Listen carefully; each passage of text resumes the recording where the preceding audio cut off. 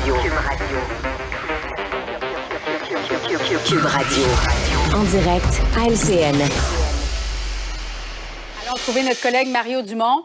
Alors, Mario, c'est le congrès de la CAQ en fin de semaine qui va se tenir à Sherbrooke.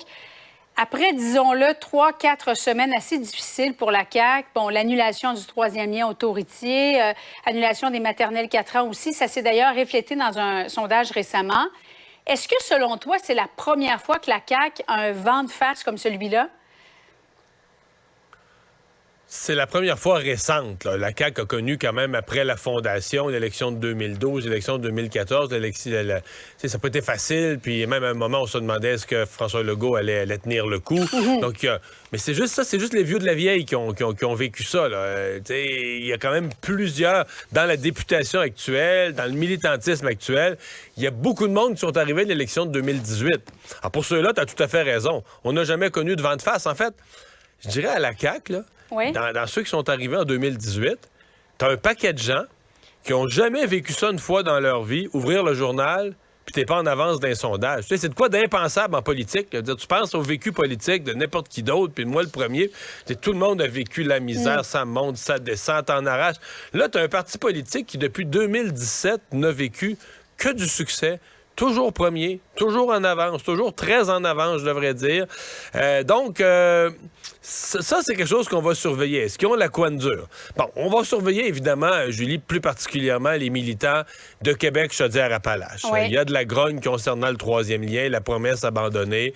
Il y a de la grogne parmi les élus locaux, les élus municipaux. Il y en a dans la communauté, dans la population, mais il y en a dans le militantisme de la CAQ aussi.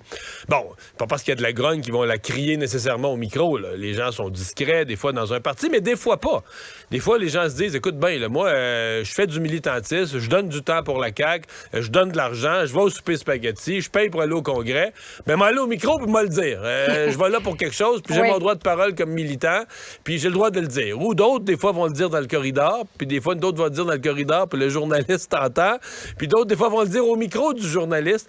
Alors, c'est tout ça qu'on va surveiller. Est-ce qu'il va s'exprimer la dissension, elle existe, mais autour du troisième lien, est-ce qu'on va l'exprimer à haute voix ou est-ce qu'on va garder ça, comme on dit, on va garder ça en dedans? Ce qui se passe à l'intérieur du parti doit rester à l'intérieur du parti. Je me rappelle plus de la phrase exacte de M. Legault. Il devra néanmoins se soumettre à un vote de confiance, Mario. Ça fait longtemps qu'il n'y en a pas eu.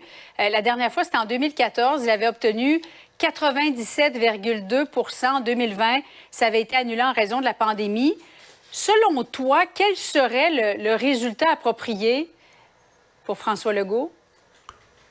À mon avis, il n'y a pas d'enjeu là-dessus. Il va y avoir en haut de 90 Puis tout ce qui est en haut de 90 là, on riait à l'époque parce que Saddam Hussein avait 99 là, mais c'est tout ce qui est en haut de 90, c'est pas un enjeu. Non, pour moi, c'est pas tellement ça. Là, à moins qu'il y ait quelque chose qu'on voit pas venir à l'intérieur de la CAQ. Moi, je m'attends pas à ce qu'il y ait d'enjeu. En fait, je te dirais, Julie, c'est même bizarre. Là. Je serais porté à dire que les statuts et règlements de la CAQ sont mal faits. Parce qu'en général, un chef de parti se soumet à un vote de confiance lorsqu'il perd l'élection, pour savoir est-ce qu'à la prochaine élection, on veut revenir avec lui.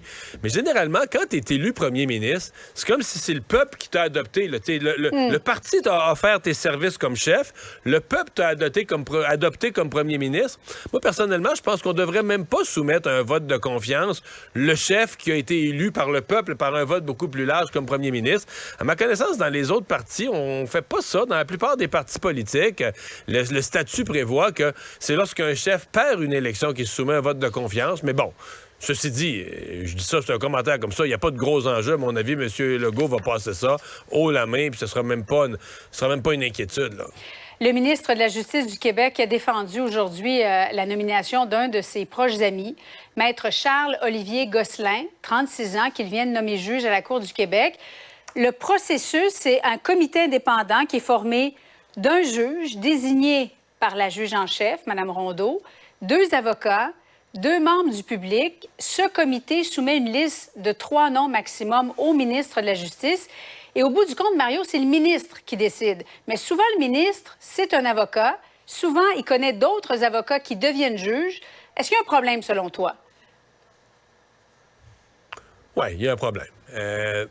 D'abord, c'est vrai qu'un avocat peut connaître d'autres avocats. Mais des fois, tu l'as connu à l'université ou tu es dans le même monde, ou tu l'as connu dans un procès. Dans ce cas-ci, il le connaît plus. C'est lui qui a présidé son mariage.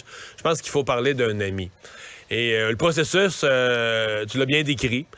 Il l'a respecté. Donc, la loi a été respectée. Il n'y a pas de problème. C'est juste que quand tu te retrouves à prendre une décision qui affecte directement, puis la nomination d'un juge, quand même gros, c'est pas facile à dégommer un juge. Une nomination pour très longtemps, une nomination très importante, un poste très prestigieux.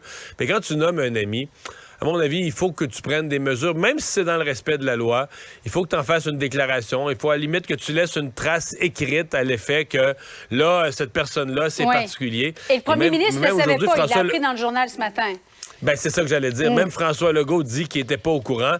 Ça veut dire qu'il n'y a eu aucune mention, aucune déclaration de son intérêt qui a été faite. Et ça, je trouve ça plus délicat. Mario, merci beaucoup. Bonne fin de semaine. Merci d'avoir